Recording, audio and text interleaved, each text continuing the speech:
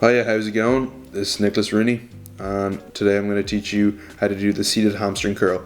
The pro is that it's an excellent isolation for the hamstrings. A con is that there's severe difficulty locking the body in place when you're trying to perform the movement. When you don't lock yourself into place, the force transfer declines. Therefore, the potential for hypertrophy is reduced. I'll explain a little bit later on how to get around some of the force leakage. Why would we use this movement? Usually it would be because the hamstrings are lagging behind other muscle groups. There's also one muscle in the hamstring that can only be trained with knee flexion and not through a hip hinge movement. We're not leaving out this muscle, so that's why we would implement it. How to perform this movement? Adjust the seat so the knee is 1.5 to 2 inches past the end of the seat pad. There's an optional adjustment for people with short shins. Remember, the further the pad your heels will be on, or the back of your ankles, the harder the movement will be, i.e. the load is further from the fulcrum. Choose weight and always warm up, i.e. 2 limbs.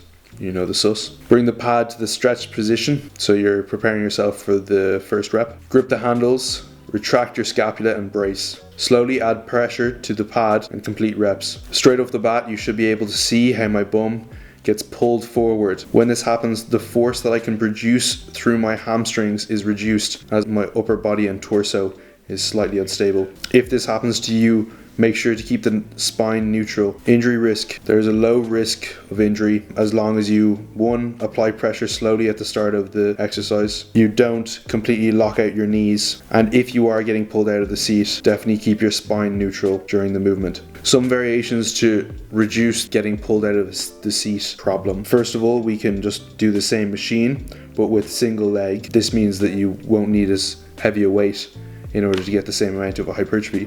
Therefore, you get pulled out less. And the second option is to do single leg hamstring curls on another machine. However, with the single leg hamstring curl machine I have available, the resistance curve, which is how much force is required to move the weight at different stages of the rep, changes. This particular hamstring curl machine has an ascending resistance curve. Therefore, at the top of the movement, it is most difficult. The seated hamstring curl, on the other hand, has linear resistance, i.e. the resistance is the same throughout the whole movement. If I was using the more upright hamstring curl, I would at least consider quarter repping at the most extended portion of the seated curl to ensure I achieve complete hypertrophy throughout the whole range of motion. This concludes the technique on the seated hamstring curl. I hope you have a great day.